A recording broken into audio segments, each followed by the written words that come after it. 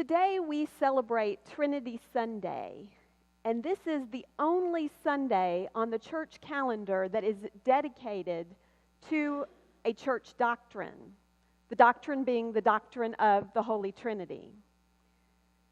This doctrine is an elusive one. We only see glimpses of Trinitarian theology in the Bible.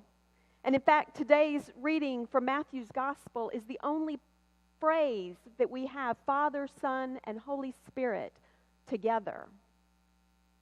So it's no wonder that in our everyday lives, we don't put a lot of thought into what it means to be Trinitarians.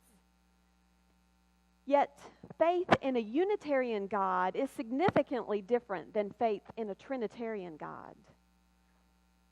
Like us, Unitarians believe that there is one God. Unlike us, Unitarians believe that there is one God, period. There isn't this concept of the three in one. For us as Trinitarians, then, there must be something special about the Holy Trinity that is fundamental to our understanding of God. And even more important, fundamental to our relationship with God. Even so, the Trinity is not an easy idea to explain. St. Augustine of the Western Church developed a Trinitarian formula that states, the Father is God, the Son is God, the Holy Spirit is God. The Father is not the Son nor the Holy Spirit. The Son is not the Father nor the Holy Spirit. And the Holy Spirit is not the Father nor the Son. I think I got all that right. And there is one God. And mathematically, that formula does not work out. Yet it describes what we believe to be ground truth. I think it's helpful to look at how the 4th century church fathers in the Eastern Church described the Trinity. They coined a Greek phrase, perichoresis. Perichoresis means that each person of the Blessed Trinity interpenetrates the other eternally. They're in eternal communion. There is a flow between them, a flow of never-ending, outpouring love. Think of this flow as a divine dance, and the dance itself is part of God. Perichoresis is related to our word choreography, that perichoresis. The Trinity was thought by these church fathers to be a circle dance. The really real at the core of reality is relationship in a circle of love, an infinite giving and receiving, leading and following. So God is relationship more than an external being overseeing us from afar.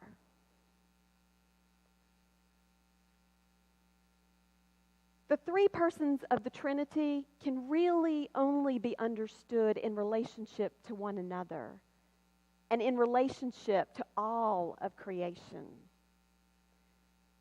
Creation itself is an overflowing of the relationship shared between the three, an expression of their perichoresis. There's a dynamism in the dance. That dynamism is so powerful that creation itself arises as the effect. Speaking of creation, I took a course in seminary that had a segment that focused on opening the book of nature.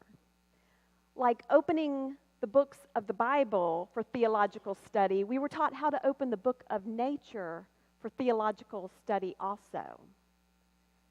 And Christian doctrine has long held that creation is the first Bible given to us by the Holy Trinity, intended to us to open and read. So I'm participating in this opening the book of nature experience, and we're given direction to go into the wooded area on this lot where we were gathered, to find an isolated spot where we feel nature is inviting us to sit, and to sit in that spot for nearly an hour, just observing what arises. And so I look out and I see a big leaf, the shape of a heart, that seems almost too like an arrow that's pointing down, like, sit here, right here.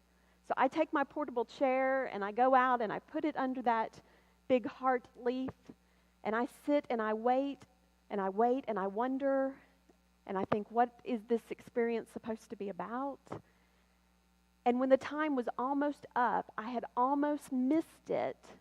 Right in front of me were 3 young trees that had just a few branches that were like arms reaching out to each other, and they were in a circle, and the tops of the trees leaned back, and what I saw was in creation that image of the Trinity dancing.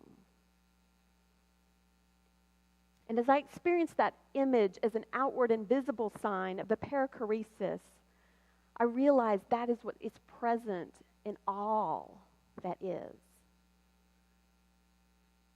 Now, one of the graces of the Trinitarian God is that there is room for our direct participation in the divine.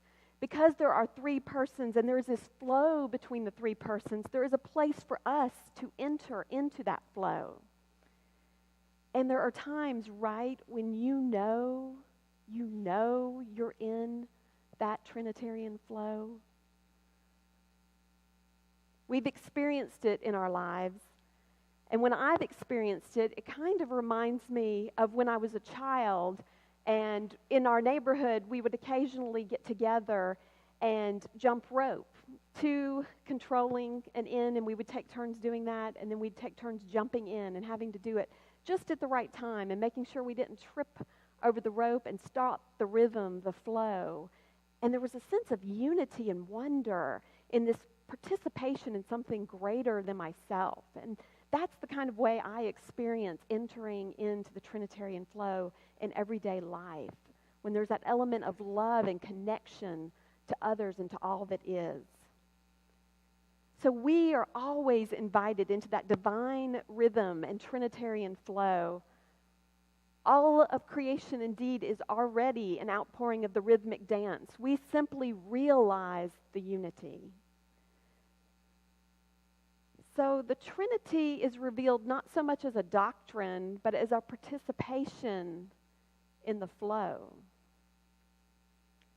When Jesus says in Matthew's Gospel, "Go therefore and make disciples of all nations, baptizing them in the name of the Father and of the Son and of the Holy Spirit," I think Jesus wants us to see something like the Holy Trinity dancing in a circle with heads thrown back in glee. And for us to know we are already a part of that dance, and we are invited to claim our place in that interpenetrating love. And then from there, that place of participation in the divine, we're to invite others to join in the dance, that which is the really real, until all are enjoying dancing the dance of the Blessed Trinity.